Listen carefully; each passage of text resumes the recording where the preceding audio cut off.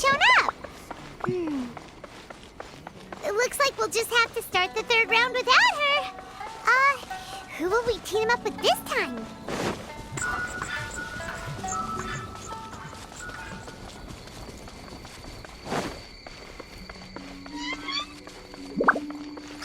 There you are, eavesdropper. The wind knows me. Clouds hide. The birds call into the wind. Illusion shattered. Everyone hold hands. Let me amuse myself. Hey!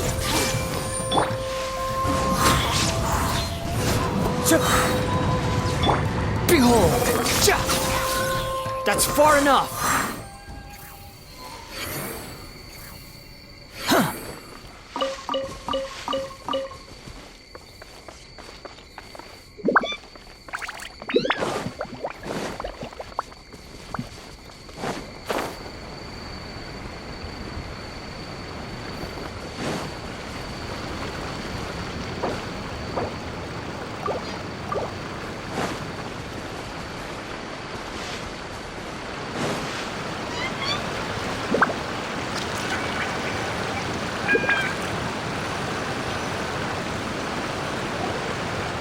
Traveler, Paimon, please let me be your partner for the final round of the test of courage.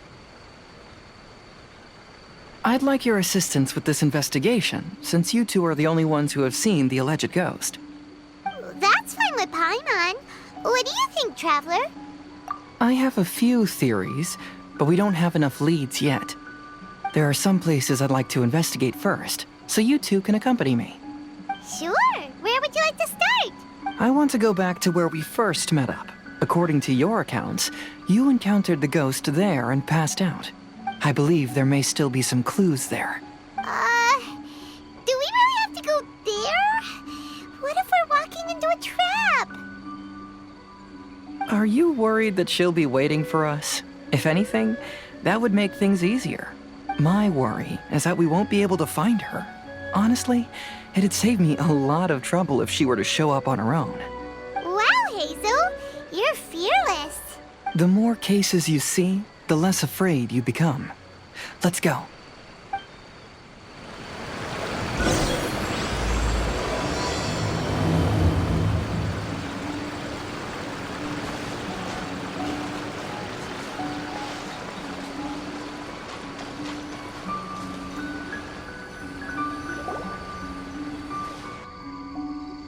This should be approximately where you first encountered the ghost. Of course, we cannot conclude whether the woman is actually a ghost or not at this point, but I'd like to go over everything that happened again. Do you recall anything she said at the time? Let Paimon think. She warned us not to go near her, and she said if we didn't leave, our souls would become trapped here. Paimon doesn't want to remember that moment. Paimon's shivering just thinking about it. And then what happened? Then, everything seemed to get darker, and Paimon started to feel dizzy. There were ghostly flames flickering all around, and Paimon saw some sort of black mist surrounding the ghost, and then Paimon passed out. Based on your account, it does really seem like you've seen a ghost. Exactly! So are you convinced it was a ghost now? It's possible, but I'm more interested in what she's actually trying to achieve than what she is. Even if she is a ghost, as long as she possesses some sense of reason, then there must be some purpose behind her actions. Wasn't she after our souls? She said that herself. I think she was just trying to scare you. Oh, you think so? Think about it. If I had the ability to take your souls, then why go to the trouble of warning you over and over again? Besides, a ghost wouldn't have allowed you to walk away knowing about the secret of its powers. That does make sense. Huh. Why didn't Paimon think of that? I believe there are only two possibilities. The first is that she wanted to reap your souls, but there was some condition that had to be met. You know, like what we usually call a curse. But if you had really been cursed, then you would probably have noticed it by now. So, this is the less likely scenario. I believe she was just trying to scare you away. But why would she want to scare us away? Oh, Paimon knows! Maybe she was trying to get us to quit so she could claim the Test of Courage prizes! Oh! Probably not. So why does she want to scare us? Do you have any ideas, Hazel? Based solely on your account, I don't believe she actually meant any harm. She just didn't want you to stay here. But this evidence alone is insufficient to make any valid assumptions. She could very well be guarding some treasure or covering up a crime. Though, my intuition is telling me that neither of these hypotheses are correct. Let's continue investigating the surrounding area.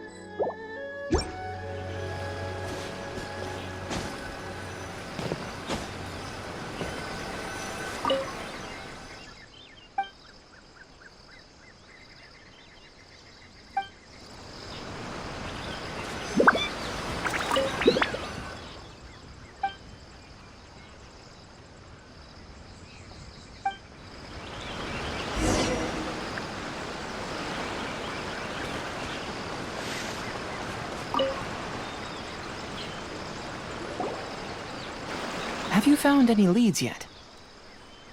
Yeah, some tree branches seem like they were bent by something, but that's about it. I see. After you left, I took a good look around the area. Aside from the bent branches, there are burn marks in some places, but that doesn't really tell us much. If only there was some more conclusive evidence. Excuse me. Sorry to interrupt. Oh, it's you guys! What are you all doing here? We heard you were out searching for clues, and we wanted to help. Oh, that's really brave of you. Actually, we're also really unsure about what's happening here. We just asked the members of Mr. Ito's gang about what happened to them, and it sounded really scary. That lady is either a nasty evil spirit or a formidable yokai. Either way, it's not good. But we still want to hold the Mikawa Flower Festival. Uh-huh. We long admired the friendship between Lord Kamai and the samurai, which is why we want to hold the Mikawa Flower Festival to return the favor we once received from the humans. Even though our powers are limited, we don't want this bond of friendship to vanish. The Mikawa Flower Festival is meant to be enjoyable for everyone. The Chinju Forest covers a large area, so it'd be great to have more help in the investigation. Welcome to the team. Let's all do our best to figure out what's going on. Don't worry, we're very familiar with the area. We won't miss any clues.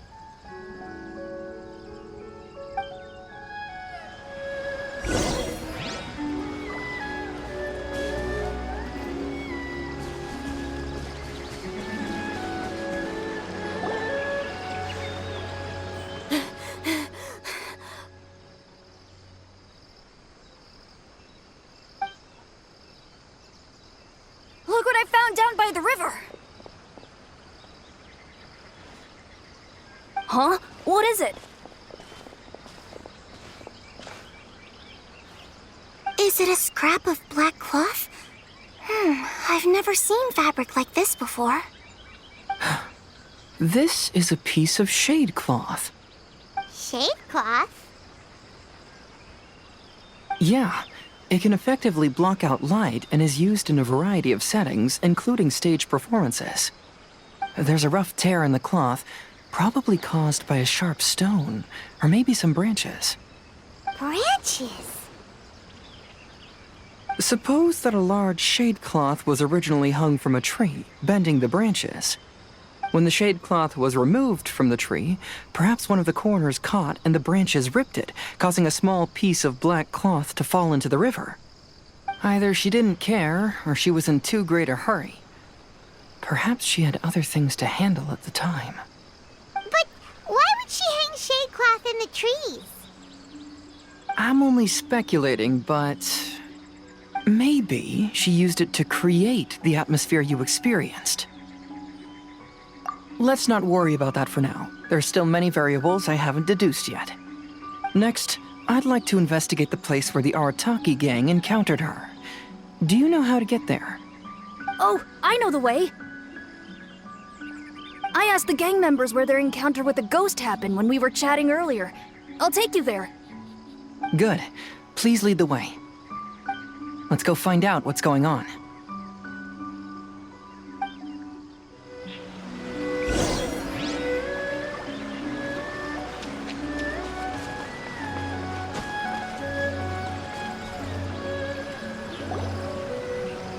This is the place.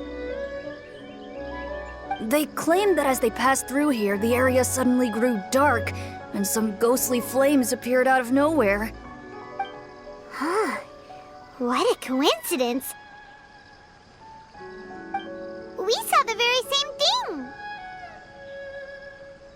Let's start by taking a look around the area, just as we did before.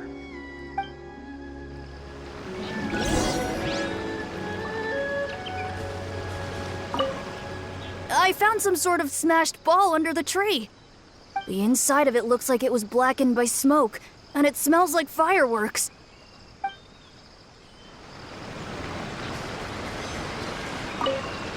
Judging from the burn marks left on the scene, the ghostly flames you saw were not created by yokai power.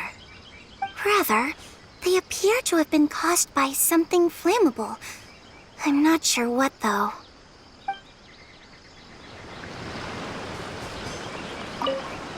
There's some strange powder in the cracks of these stones. I picked some up and sniffed it to see what it is, and it made me really dizzy. Ugh, I'm so tired now.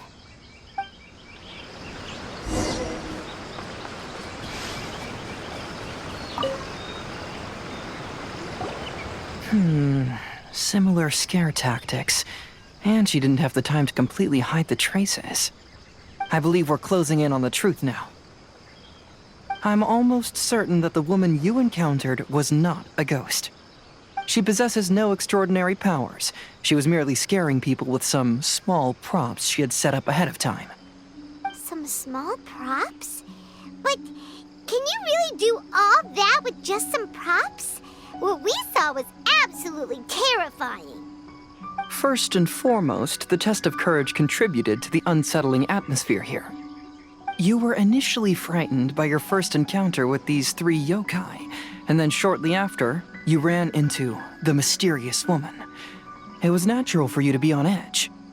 Because you were already tensed up, you were breathing more rapidly and inhaled a lot of sleeping powder that she had sprinkled around the area. That is what caused you to feel dizzy. That's when she pulled down the shade cloth and lit those so-called ghostly flames, creating a terrifying scene. That's the most likely explanation anyway. So, it was all just a show? She tricked us! There is, however, still one loose end. The person who commissioned my investigation did become stranded on the beach as a result of some unusual power. That couldn't have been accomplished by just a few small props. But if she possesses such powers, why bother with the theatrics? Oh, Paimon can't wrap her head around all this. She can only use props to scare people in the forest, but she can use strange powers on the beach. Huh, I see. I think I've figured it out. Whoa, that was fast. If we rule out the potential of organized crime, then only one possibility remains. I know who the woman is. Let's go to the beach. We'll come along too. No, you should go back and tell the others not to be afraid and not waste their time searching the forest. The truth has surfaced. It's time to put an end to all the unnecessary panic and await the outcome of the test of courage. Okay, but please be careful. If you run into any danger, simply call out our names. We'll be able to hear you. There shouldn't be any danger now, but thank you anyway. Let's go. Let's search along the cliffside. If I'm not mistaken, there should be a chunk of earth that's unlike the others.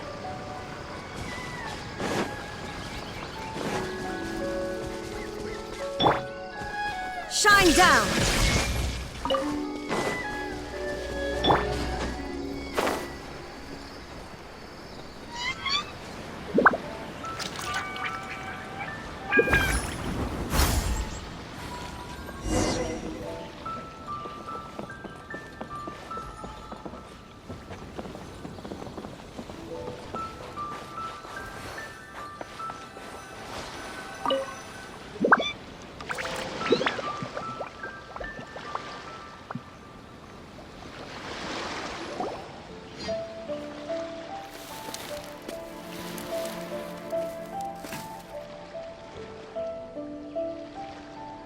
I knew it.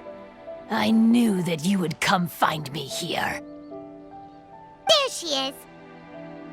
Paimon thought you were a yokai like the others, but they said they'd never seen you before. So, who are you? And why did you try to scare us?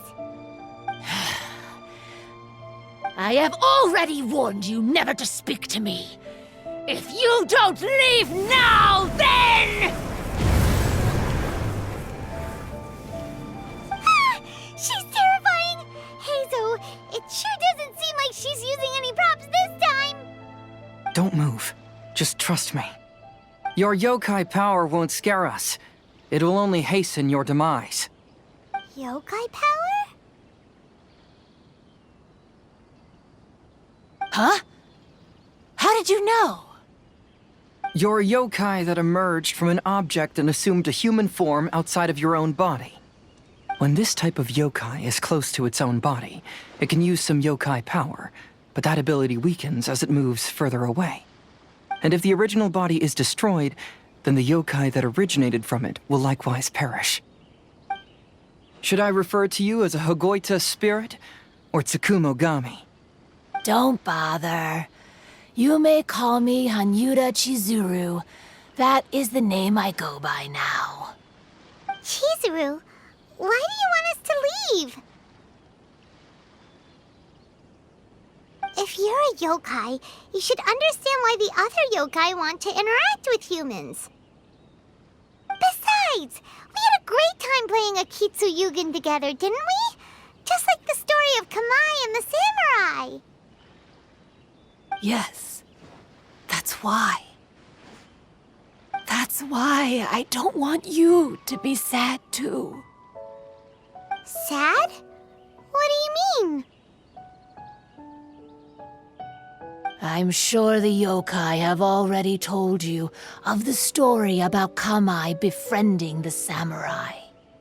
But they don't actually know the entire story.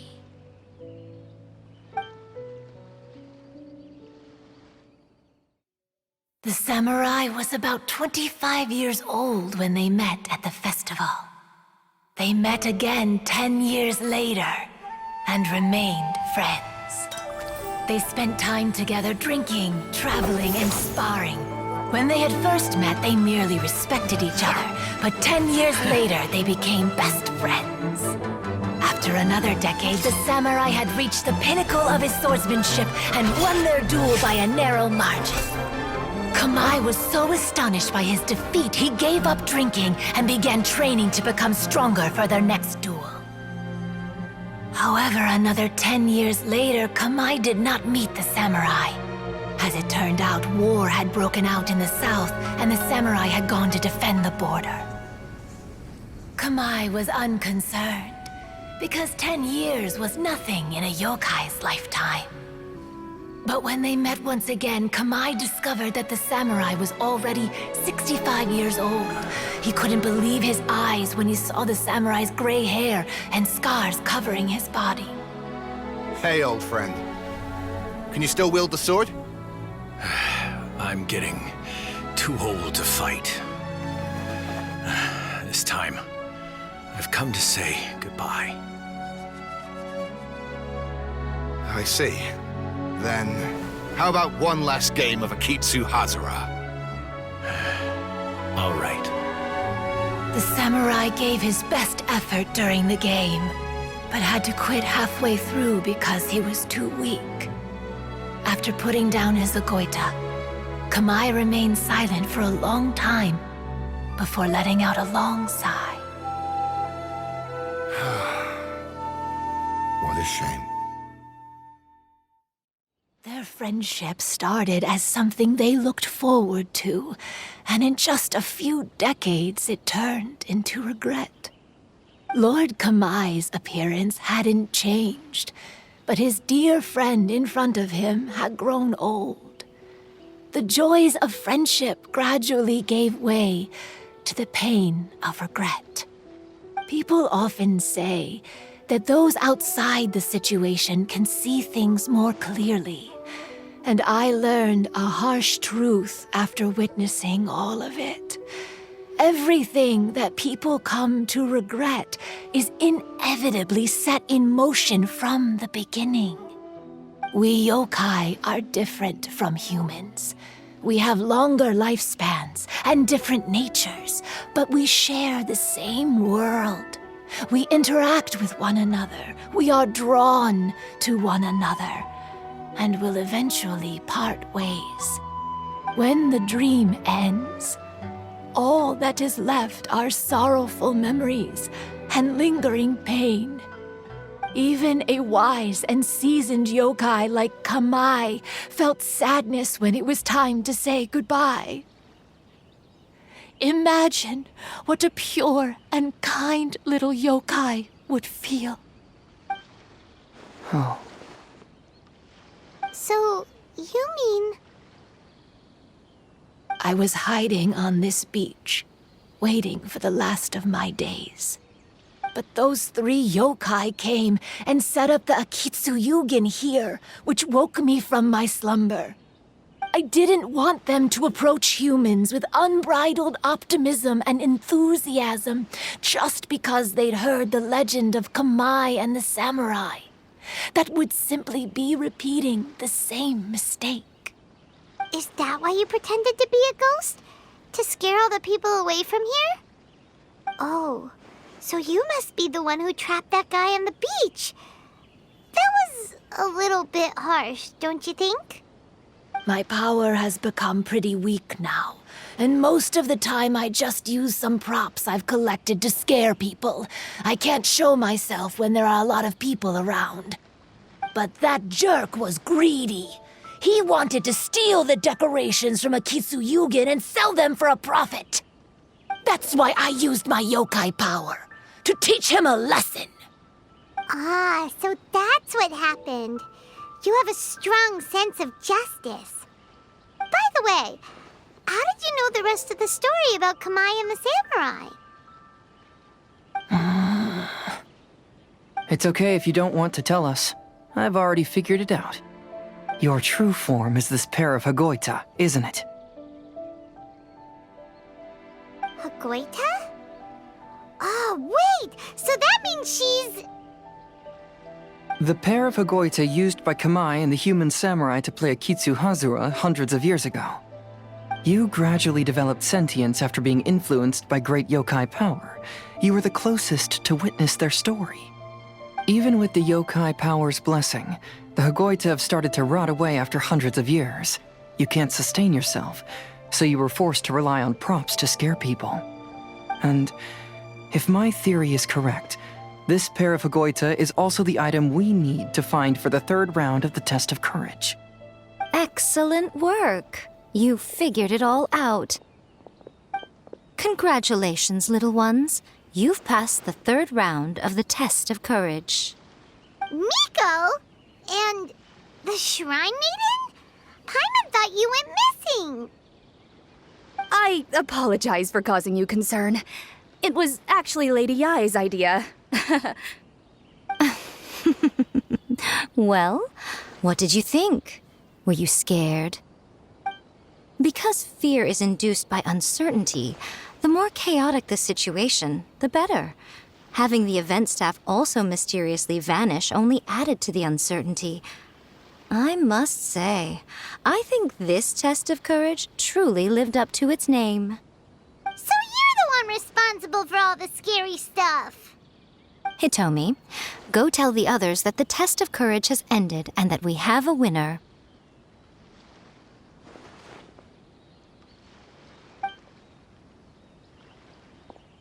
Now that I've solved the mystery, I'm going back to meet with my client. The intent to steal is not exactly a serious crime, but it can't go unpunished. I'll see you two later. Miko, did you choose the Hagoita for the 3rd round of the test of courage because you already knew about Chizuru? Miko, Lady Yae, you're... I followed Kitsune Saigu around the Mikawa Flower Festival one year and saw her play Akitsu Hazura. That was when I saw you. You didn't have a human form at the time and possessed only the earliest traces of sentience. I remember now. You were on Kitsune Saigu's shoulder. I went for a stroll on the beach some time ago and sensed a familiar yokai power. Though your power was weak, I was still able to find you. You were sitting in a tree, gazing at the tourists below. I overheard you telling yourself that you must be patient and avoid contact with humans. Huh? When was that? I didn't notice you at all. With your powers being so diminished, it was only natural that you didn't notice me. You must have been blaming yourself all this time. You knew Kamai and the samurai became friends as a result of Akitsu Hazura, a game connected to your existence. At the time, I couldn't take on a human form like this. I had only a hazy sense of the outer world. After they first met at the Mikawa Flower Festival, I felt proud to know that I had left a mark on their story. But after they said their final goodbyes, I could often hear Kamai sighing to himself. I couldn't help but hide, because I blamed myself. When I woke up again, the world had changed. Lady Yae, you are a well-known yokai. You must know many more things than I do. So I have a question for you. People meet, become friends, and then go their separate ways. After such a short time, they leave only regret and sadness in their wake. Is it really worthwhile for us yokai to interact with humans? Why not? Tell me, how did you feel when you played Akitsu Yugen with the Traveler? I felt happy, but... But your rationality told you that it was wrong, didn't it? It turns out that there is still another piece to the story of Kamai and the samurai that you are missing. What do you mean? The samurai and Kamai never met again. True, but the story doesn't end there. That samurai's name was Yanagibashi Takuto, who also happens to be the founder of the Soran Ishin art. It is believed that Takuto developed this style of swordsmanship while dueling with Kamai, who had also befriended the 3rd-generation heir of the Soran Ishin art, Tominaga Masanari. 500 years ago, Kamai and Tominaga fought side by side until their final moments, and the sword Tominaga wielded was passed down from Yanagibashi. The regret Kamai once felt had finally been resolved. Oh, I never knew. We yokai are not like humans. Humans have too short a lifespan, and the day will inevitably come when we must say goodbye. However, The bond formed by friendship will not be broken, but rather carried on in a new form. There's no reason to be upset by this. Time flies by in an instant, and life passes by like a dream. So, you must be happy in the present. You should understand what I mean now. Hey, compadres! Ito, what are you doing here? He told me everything. And I also heard that you won the last round. I even know who the ghost lady is now. Anyway, I had a little discussion with the others, and, Hey, you're that fox lady. Why are you here? Please just disregard my presence. Now, tell us what you discussed. Ah, right. All right, listen up. To celebrate the end of the Test of Courage event, we will be holding the Mikawa Flower Festival. I gave it some real thought and realized that it might be kind of difficult for those little yokai to hold the festival on their own. But with my help, it won't be a problem. That's right. Arataki, the one and only Ito, will be in charge of organizing the best Mikawa Flower Festival anyone's ever seen. Hooray for Ito! Oh, Can we really trust this guy with the festival? Hey, what you trying to say? Besides, it won't just be me. Other people will help too. Even my bro Ayato is gonna be there. Everyone's busy getting ready, and the festival will be up and running in no time. It won't be long until you can all join the fun. You're the best, Ito!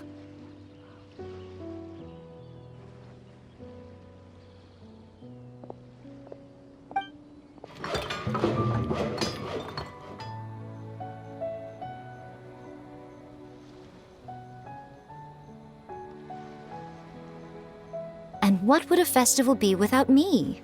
I'll be sure to go have a look too. It has been some time since I've attended a festival.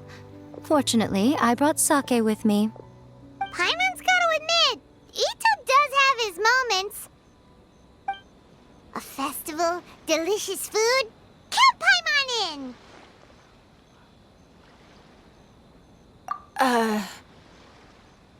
All right, I'll join. If you don't mind, that is. Looks like the festival is